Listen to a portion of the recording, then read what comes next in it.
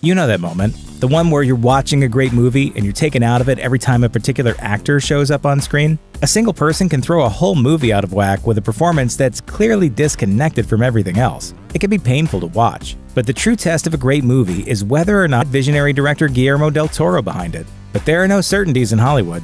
Del Toro simply didn't do the math when he decided not to cast a bona fide movie star in the lead role. Instead, he brought in Sons of Anarchy star Charlie Hunnam, hoping that he'd rise to the occasion and be the charismatic, thoughtful, and... However, the movie didn't totally crumble. It's still a lot of fun to watch, and it made a lot of money overseas, but we can only wonder how much better it might have been if Hunnam matched the rest of the energy in the movie. Gangs of New York. It's really easy to blame a bad performance in Vanilla Sky, but Gangs of New York is a very different animal. Playing pickpocket Jenny Everdeen required Diaz to dye her hair red and don a Scottish accent. Or maybe it was Irish? To be honest, it's impossible to tell, and more often than not, the accent just sort of disappears, and it frequently undermines the film. Don't tell me you're angry with me. No, I'm through with you. Thank goodness Daniel Day-Lewis was around to keep things interesting. Shakespeare in Love. Back when Shakespeare in Love, somehow Beth... What is the play and what is my part? Affleck's performance in the film is a genuine head-scratcher. We're still not sure how director John Madden allowed him to go with that horrible British accent. Pay attention.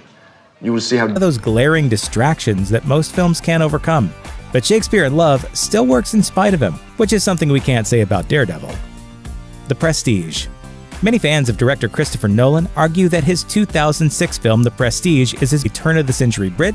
You're not alone. It's hard to believe she was Nolan's first choice for the part, and we can't imagine that producers were worried about packing big stars into their film.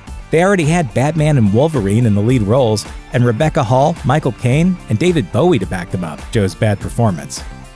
Inglourious Basterds. Quentin Tarantino's Inglourious Basterds will be remembered for a lot of reasons. Not only did it rewrite history and give Adolf Hitler the brutal ending he deserved, it also made a star out of Michael Fassbender. Basically, we have all our rotten eggs in one basket. The objective of Operation Kino? Blow up the basket. Not that casting Myers wasn't worth the risk. The Saturday Night Live veteran has proven he's capable even behind all that makeup. Feels like a stunt. Got the gist. Batman Begins.